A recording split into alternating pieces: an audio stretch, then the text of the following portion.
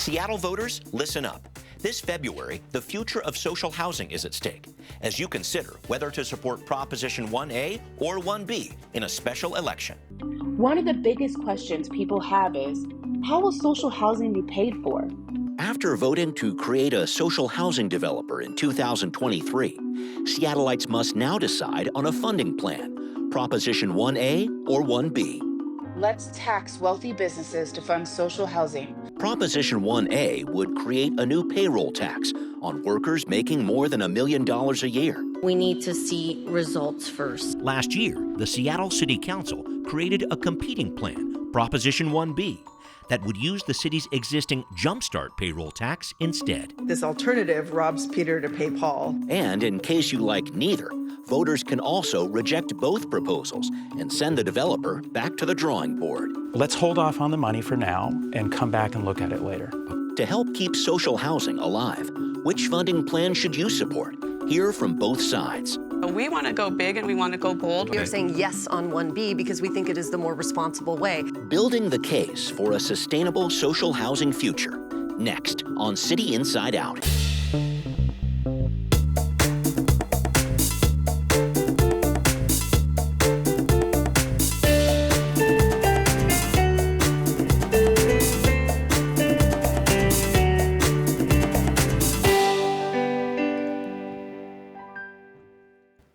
Welcome to this edition of City Inside Out. I'm your host, Brian Callanan.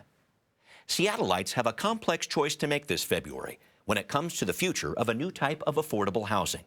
It's called social housing, and city voters approved it 2 years ago to build units for people of mixed incomes so that those paying higher rents help subsidize units for those paying lower rents. But funding the social housing developer has turned into a political battle, leading to a multi-part question for voters to consider with Prop 1A and 1B. 2 years ago, 57% of Seattle voters said yes to I-135 to establish a social housing developer. State law forbids having two subjects in the same initiative, so the measure did not include a choice on how to pay for the affordable housing program. So, social housing advocates successfully gathered signatures last year to put a funding measure, I-137, on the ballot. 137 would create an excess payroll compensation tax, so employers would pay 5% on any income given to a worker that's above $1 million a year. For a worker making $1.2 million, an employer would be taxed $10,000. But after reviewing 137, the Seattle City Council drafted a competing funding plan. A majority of the council wants to pay for social housing using money from Seattle's existing payroll expense tax, or Jumpstart, administered by the Office of Housing. Council sponsors say they don't want to give a blank check to a new public agency. But opponents say the alternate proposal takes away from housing providers who currently depend on the payroll tax. Opponents also say the council's plan would generate only 1/5 the revenue of the compensation tax model and would sunset after 5 years. So here's what's on your ballot. Question 1 asks, should either of these measures be enacted into law? A majority no vote will send the social housing developer back to the drawing board for a funding plan. Question 2 asks, regardless of your first vote, which plan do you prefer? 1A, the new excess compensation tax proposed by social housing advocates, or 1B, the council's proposal to use existing payroll taxes. It's a two-part proposition with some major consequences, and ballots are due February 11th. Thanks again, everyone, for joining us on City Inside Out. I'm Brian Callanan, and I'm glad to be with you and break down what's on your ballot here with social housing. We have with us to explain this Tiffani McCoy, Co-Executive Director of Policy and Advocacy for the group House Our Neighbors. She is speaking in favor of Prop 1A. Tiffani, good to see you again. Thanks for having me. We also have with us Rachel Smith, President and CEO of the Seattle Metropolitan Chamber of Commerce, supporting Prop 1B. Rachel, thank you for being here. Thanks for having me. We also have with us Roger Valdez, Director of Seattle for Growth, who opposes both of these measures. Roger, good to have you back. Thank you. All right, let's jump in if I could. Opening statements. Let's do this thing. Keep them to about a minute. Tiffani, why should voters support Prop 1A? Yeah, and thanks for having us again, Brian. Good to see you. Yeah, we're back, as promised, from Initiative 135, which voters passed by a 14-point margin with the funding mechanism that we were unable to do with I-135. We are super grateful that the social housing developer has hired a CEO, Roberto Jimenez, who comes with a wealth of experience from California. And the Seattle Social Housing Developer is now also a member of the Housing Development Consortium in meeting with a lot of our low-income housing providers. So we see tremendous support within them. And I'll say, too, at a state level and a local legislative level, we're really thankful to have the support of Representatives Chop, Representative Macri, Representative Reed and Farivar and Scott, and Senator Saldana and Hasegawa. So while my opponents will talk about how there's not a concrete plan, what we can see is that there's tremendous support. There's belief in the model. This model is not something that is unique to only Montgomery County, Maryland, or to Chattanooga, Tennessee. It's something that can happen here and something that voters want to have happen. So we're grateful to be here, looking forward to diving in on why we need a new revenue source to address our housing crisis. Thank you very much for that. Rachel, why should people support Prop 1B? Well, thanks again for having us. And I want to say, for starters, quickly why the Seattle Metro Chamber is here today. We are champions of building more housing. We advocate for pro-housing policy. We worked on the campaign to pass the Seattle Housing Levy, and we sit in a coalition actually with House Our Neighbors to get the right outcomes in the comprehensive plan. And we're here today not to debate the merits of social housing, but to advocate for why 1B is the right way to invest in this new approach. Now, we're all here today because we are all advocates and have strong opinions, but I'm going to focus on the facts, what we know for certain today, which is, one, the social housing PDA is not ready for prime time. They have one single staff person, a lack of transparency with the public, and 1B provides accountability. Is the Public Development Authority? Keep going. Thank you. Two, 1B will focus the use of public money towards lower income people where it should go. And three, there's absolutely no plan for the PDA and what they would actually deliver. And what the proponents for 1A are saying is at best hopeful in what they will be able to accomplish, but there's really no guarantee. And 1B ensures that they will deliver before we give them hundreds of millions, even billions of dollars. Okay, thanks for that. Roger, tell us why you think voters should oppose both of these measures. Well, to solve Seattle's housing affordability problem, we don't need more money, we need more housing. And Seattle City Council has spent about $1 billion over the last 10 years trying to solve this problem with no effect. And that's why we're still debating another ballot measure with more money. But it's ironic to hear the chamber and the council calling their group unprofessional when it was the chamber and the council that created mandatory housing affordability, which was a tax on all new housing. They told us in 2015 we'd have 20,000 units of housing by 2025. Where are those units? They've done about 1,000 for about $300 million. And so it's just funny to hear Rachel talking about how expert the council is when they have spent billions of dollars or hundreds of millions of dollars with absolutely no effect on this problem. So, and then they came back and said, well, spend another $1 billion on a housing levy collected over 7 years. So the council is doesn't have a track record of being professional or effective in doing anything on housing. So I say vote no, vote once, vote no. Don't vote on the other two. And let's hold these folks accountable at the council and the chamber for the mess they've made of this problem. Okay, I want to engage with that if I can. And Rachel, it feels like there might be some interaction to have here if I could. I know that the chamber has been critical of social housing but supports 1B. And I wanted to go down this path, especially if voters say no with that first question here.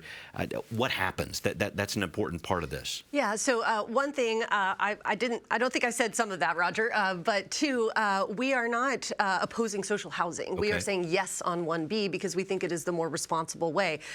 You know, I've been a part of doing a lot of big things in this region, whether it's Sound Transit 2 or 3, the waterfront, health through housing, and, you know, I think we can and should try new things, but I think we want to do that in a way that is responsible, accountable to the public, and in a way that will ensure that the agency in charge is delivering. Okay. Is there anything else you wanted to respond to? I know Roger had some other. It's not what you said. It's criticisms. when we talk about accountability, there hasn't been for 10 years. The chamber has supported all these council measures that have spent $1 billion, and we still have the problem's getting worse. Okay. All right. I'm gonna keep it at that for a minute, just so I can cover some ground here, because Tiffany, I do want to help voters get through this. Yeah. It's this double shot of questions here that can get a little confusing.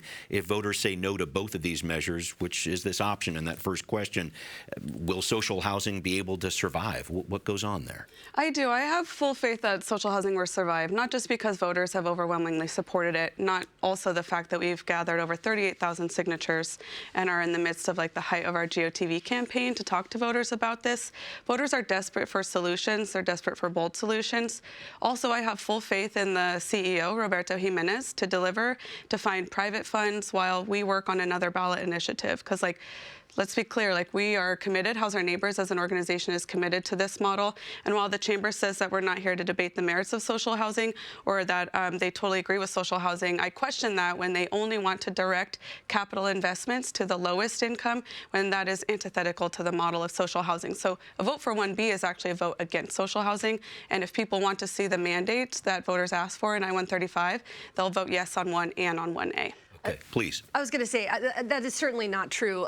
Using public dollars for the people who need it the most is the way that we should spend public dollars, and we fully support that. And the PDA during 135, or excuse me, not the PDA, House Our Neighbors, during 135 said there were a lot of tools that the organization would use to generate revenue and capital, but a new tax was not one of them. In fact, they said there would be no government subsidy necessary. So while that is a little bit of a bait and switch from my opinion, I think the biggest problem here is that the PDA is not ready. They have a single staff person. They barely just got a website up. They have not complied with Open Public Meetings Act and the Public Records Act.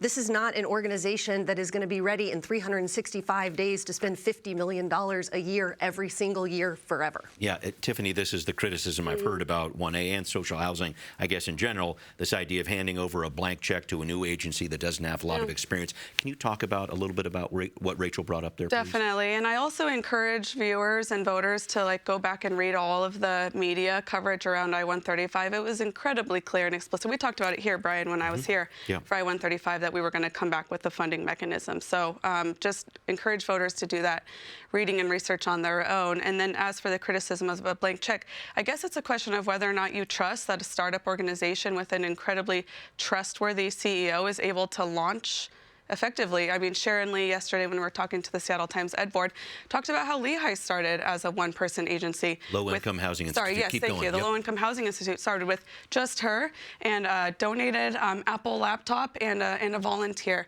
All agencies need to start from somewhere. And then as for the Open Public Meetings Act, I'll just say you can go to the website today.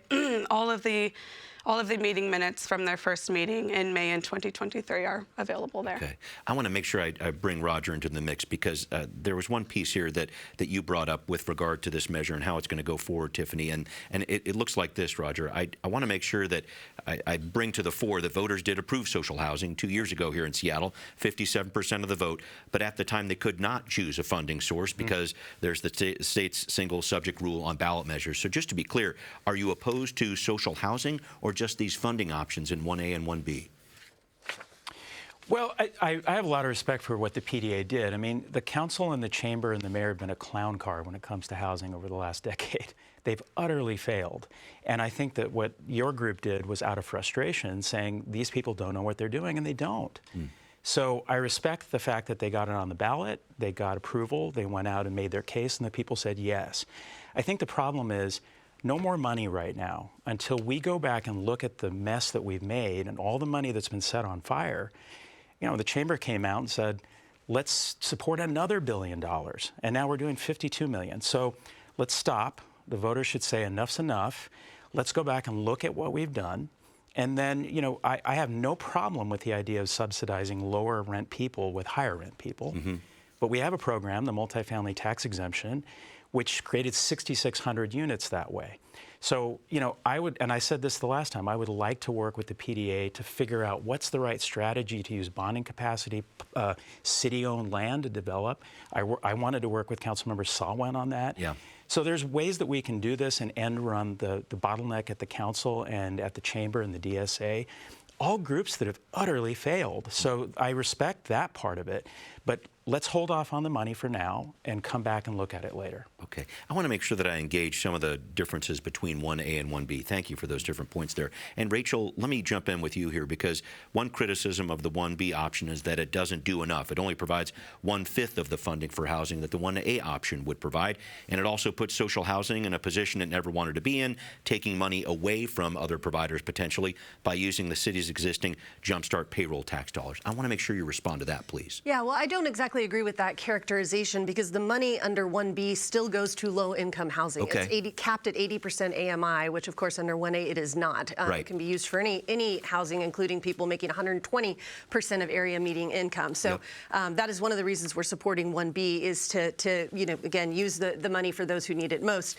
And, you know, because the PDA is not in a state of readiness to and has no plan for delivering housing, we think that using an approach that gives them the opportunity to pilot this project, but also pilot this kind of housing, but also comes with a lot of accountability through the Office of Housing and through other kinds of requirements, like, for example, having a CFO is a requirement and also a good idea. And so, and it doesn't mean that it doesn't preclude them from getting money in the future. And again, if no government subsidies were necessary, which is what was said originally, this is, I think, the responsible way to pilot this project. Okay. I feel like there's a few different points there. Tiffany, would you like to respond to what Rachel said? Yeah, I'll say, like, we do not need another low-income housing provider. 1B is duplicating efforts, which is like what Roger and others from the anti-I-135 effort said from the beginning. This is just duplicative. And 1B is duplicating low-income housing providers. We don't need any more. We have tremendous low-income housing providers doing what they need. They need the money for that.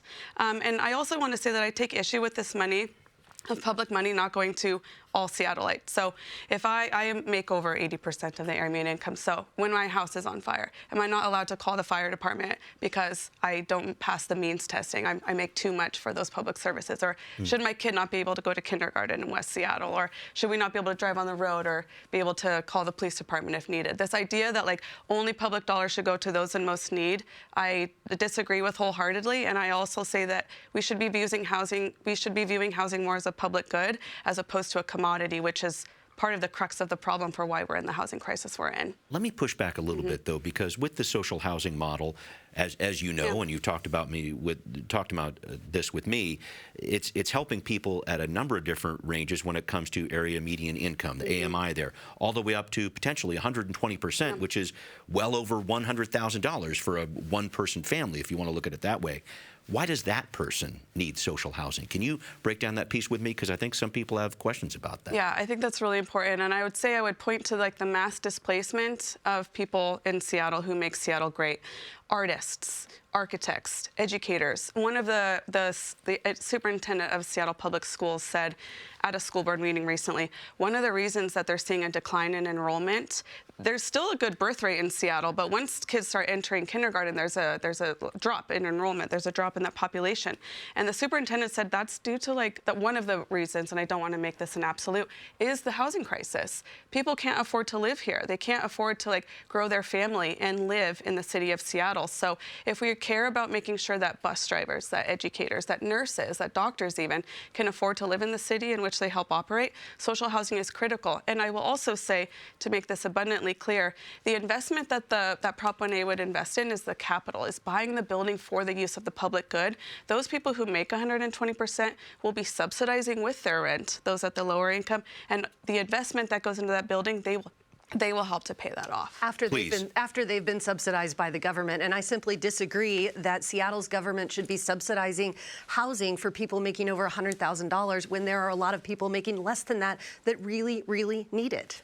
And I think that was an important part of 1B, setting this AMI level at 80%. Can you talk about some of the reasons behind that, why it was structured in that way? I think it's because every single housing study in our region has said that we need to focus our public dollars, our public public subsidies to people who need it most. I mean, that is the housing that we need in this region, and people who can afford it should. I see some head shaking over there, Roger. Every time I come on and do this thing, I just hate so much what the council and the chamber have done that I find myself like in these conversations, I end up advocating for the PDA. Okay.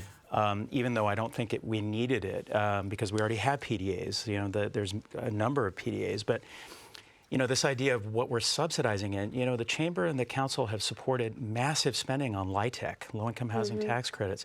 These units cost like $600,000 a unit, and therefore, guess what? 60 to 80% of people at area median income. These are disastrous uses of resources. At Magnuson, Frank Chop supported this renovation of this historic project. Former House Speaker, yeah, $600,000 a unit. And so the idea that, oh, we're worried about who we're subsidizing is baloney. The fact is that they already are subsidizing a tremendous amount of waste.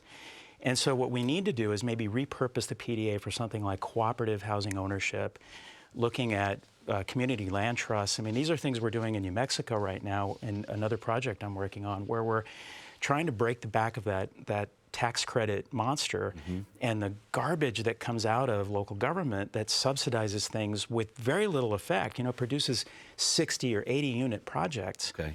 And no one can get into those because it's for people that have jobs. You know, we're not talking about 120 or 30. We're talking at 60 or 80, where the market should be able to produce it if we didn't have things like MHA, you know, taxes on housing that weigh production down. Thank you. I want to make sure we bring it back. One thing. I mean, I'm really proud of our work on the affordable housing levy. I'm really proud that we support helping people get into housing and of policies like MFTE and the missing middle bill. And so, you know, Roger, I appreciate your criticisms, but I just want to make sure that everybody knows we're really proud of that work. Well, are you going to stand up to the council's efforts to ruin the MFTE by messing with income levels? I mean, this is what that's what we're here for today. But I mean, it's relevant. Simply because there's other tools out there that are being ruined by council action, and you know, we need to look at those other options and save those. Thank you. I want to make sure we bring it back to what's on the ballot here, if I could. Tiffany, maybe I can try this with you. If 1A passes, what happens? If 1B passes, what happens? Can you go down that path with me? Well, I have full faith in the model of social housing and the fact that it serves incomes across the income spectrum. Again, seeing housing as a public good, not as a commodity. While the chamber continues to say that they support social housing, they don't support the model of social housing if they only think social housing should serve those that are 80% and below, which is duplicating what we're already doing. So I think that the social housing developer will survive regardless. I guess the question for voters is, do we want to keep doing the Seattle process with all new big ideas? I can only think of what we do with like RV safe lots, where we invest in enough for like one lot and it serves like 12 people. And then after a couple years, it's like, oh, this doesn't work. And it's like, well, that's right, it doesn't work because you're serving like a drop in the bucket of the entire population. So we want to go big and we want to go bold. We're in the middle of a housing crisis. And sometimes in conversations like this, it's kind of like we're forgetting what's happening out there in the streets, the fact that small businesses are closing, union workers are having to go further and further. We're losing staff in our schools. We're losing people coming to the UW for learning how to be a nurse or a doctor. So that's what we want to address in Prop 1A. It also funds public use of social housing, and 1B does not. So that's why we want to have 1A go forward. Can I take you down this path too, Rachel? If 1A passes, if 1B passes, what do you got? Yeah, I mean, I do want to say that, again, House Our Neighbors told the voters they would use bonding, capital grants, loans, and other means to pay for social housing. So if there's a need for money, they should try one of the ones that they told the voters to fund housing for people making over 80% AMI. And, you know, again, I actually agree with Roger on one point, which is that we need to do a combination of things to get more housing. We need zoning changes, regulatory reform, and public subsidy. And I think, you know, the reality is 1B is the more responsible choice, and that is because the PDA has no plan. Saying that the PDA will, with certainty, do anything specific is not based on anything the organization has produced. They could buy existing housing, they could build new housing, or both. They could build lots of units of affordable housing. They could build some, they could build none. And these hypothetical examples are, they're great hypothetical examples, But they've changed over time. They're confusing voters, and I think 1B is the more responsible way to go. Got it. And we're going down the path I'd like to go, which is a closing statement here. And Tiffani, if you could, closing statement to voters out there about Prop 1A. What do you want them to know? Yeah, I'll say it's a question of whether or not we think that the status quo is working. Because what I hear from the opposition is, let's just stick with what we're doing, and hopefully, I don't know, something from the federal government will come down and bless us. But we know that Trump is about to take office. It is likely that the Housing and Urban Development Department will face significant cuts. We can't keep depending on the federal government to serve the lowest income. What we see with the social housing model in Montgomery County, Maryland, is that it is able to produce more low-income units with the cross-subsidy model that we are advocating for than they would if they just relied on the federal government. So why are we arguing against the ability to add more low-income units in addition to our affordable housing partners and just stick with the status quo? So I would ask people, be bold, be visionary, support something that is not unique to Seattle, that works, and make sure that we're actually addressing this housing crisis at scale. Thank you. Rachel, some final thoughts on 1B, please. Yeah, I would just say on Montgomery County, it actually uses their version of SHA, not a new PDA. It requires at least a quarter of the units be 50% AMI or below, not the proposals that we've seen from House Our Neighbors. And this PDA has a bunch of well-intentioned but very costly requirements around it. So bottom line, if you really support social housing, really want it to succeed, then you should vote for 1B. It provides a reasonable amount of money that they can actually get out the door. The support and the accountability of the Office of Housing, and it makes sure that the affordable units get funded. Thank you very much. Roger, some final thoughts here on how voters should approach this issue. So we know how to solve housing affordability. We need to reduce red tape and regulation, allow people to build all kinds of housing in all neighborhoods for people of every level of income. Do we need publicly funded affordable housing? Absolutely we do, but let's be smart about it, allowing private builders to build as much as they can, and then provide cash subsidies for people that are struggling to pay the rent, and then supportive built solutions for people that are really the hardest hit. It's okay, voters, to vote no on you're not anti-progressive or pro-Trump if you vote this down. What it will send a message to everyone is, we're tired of seeing money set on fire and not seeing a solution to the problem. So that's why we're saying, we've got plenty of money. Let's use it wisely. Vote once, vote no, and let's hold these folks accountable and start over again. Okay, thank you all for your input, and we will be right back. What are people saying online about Prop 1A and 1B? One person writes, "We have already passed the framework for this initiative. Now is the time to act, to tax wealthy corporations to fund social housing." Another person writes, "The social housing PDA was formed terribly and is doomed for failure, or wasting a lot of money, or maybe both." We'd like to know what you think. Email us at contact@seattlechannel.org or find us on social media. Good to have that input, and thank you all for your input as well. We will see you next time on City Inside Out.